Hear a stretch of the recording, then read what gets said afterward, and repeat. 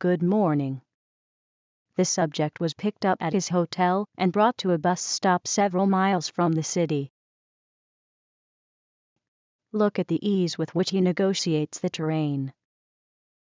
He has quickly oriented himself in the matrix.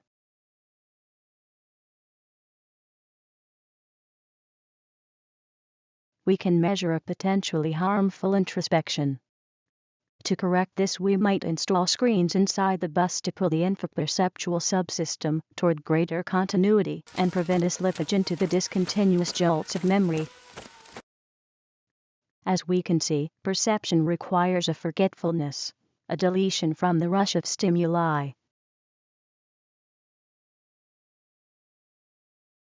What if the button were sensitive to modulations and repetitions of pressure?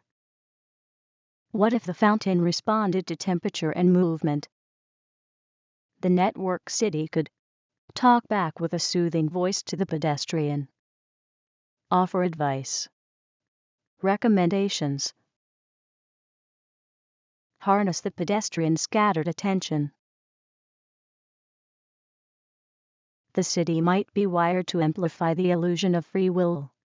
We could alter the body's autonomic reaction subperceptually, subtract from all potential choices through affect, and thereby put an end to eruptions of uncivil behavior. How can symbol design teach us to be smarter? Not rely on anything for use value alone.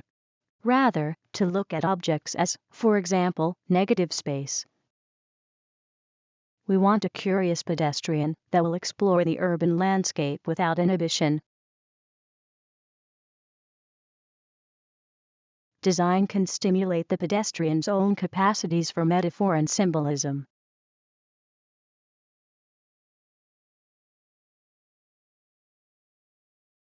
Here the subject stumbles upon an urban semblance of a valley, a place of rest and creative thought.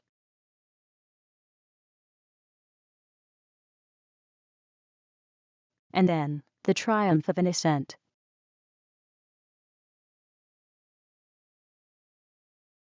The investigation might seem austere to the outsider. The goal, however, is simply to whet the subject's membrane with desire and fear. To put him into everyday encounters with the city that are potential thresholds of change, not battles to be won or lost.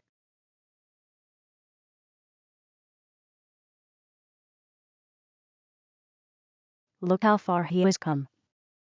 The rotation in silence displaces fear with awe. He moves now with confidence. Stops to appreciate the appropriate distractions.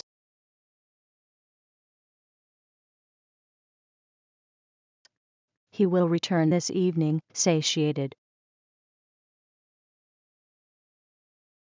Here at a corner cafe, the subject seems relaxed.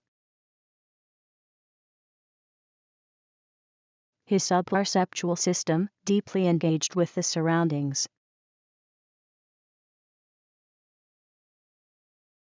But again, introspection increases autonomic reactions. The moment, once whole and continuous, splinters into a million pieces. Curiously, we find him remaining inside his confusion of sense and thought.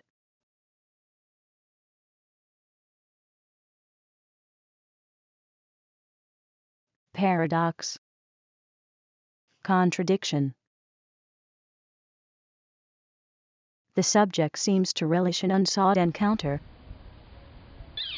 The maps we provide every morning no longer hold his interest.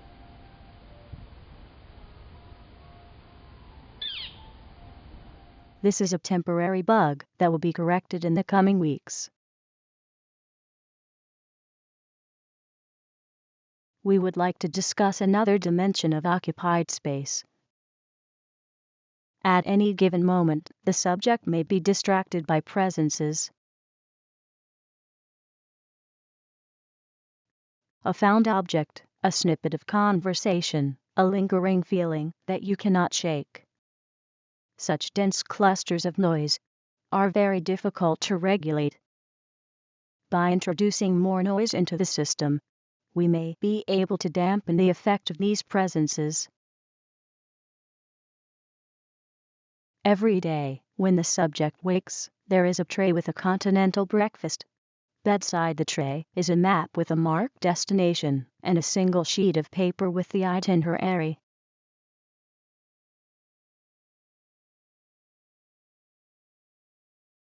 The unpredictability of events seems to awaken the subject's sensory modulation zones. Our desire for the pedestrian to explore freely within certain controlled boundaries may never be fully realized. Obstacles become playgrounds. Playgrounds obstacles. The pedestrian, it seems, will always be promiscuous with the urban topography. He will indulge fantasies entirely his own. Find the loopholes in our carefully laid plans. There are certain areas that are still porous. We took the opportunity to test our subject outside his infraperceptual comfort zone. Like ripped headlines from a newspaper, the headstones promise tales of adventure, heroism and loss. But the pages of these stories are missing. Seeing no way to collect and maintain the totems of experience, and with no story to draw on but his own, the subject folds upon his own consciousness, looks for the missing fragments that will put the world together again. The subject will, however, bounce back with the first jolt of an outside encounter.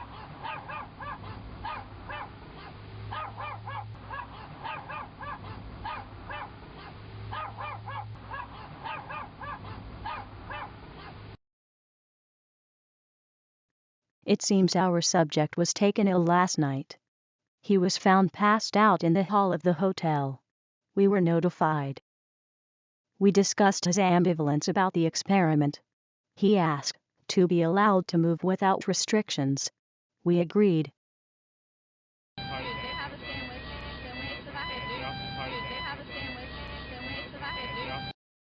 The pace of exploration. Where to linger. Where to feast. Where to isolate and reflect.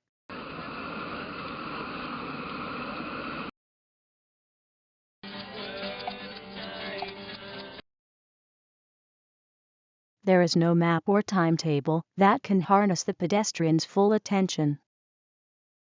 We conclude this investigation befuddled. In our effort to ease the friction between the body and the city, we discover that it is the friction, the noise, and the redundancies that most stimulate the pedestrian. We are sorry if the results of this investigation did not fulfill your expectations, but we thank you for your precious attention.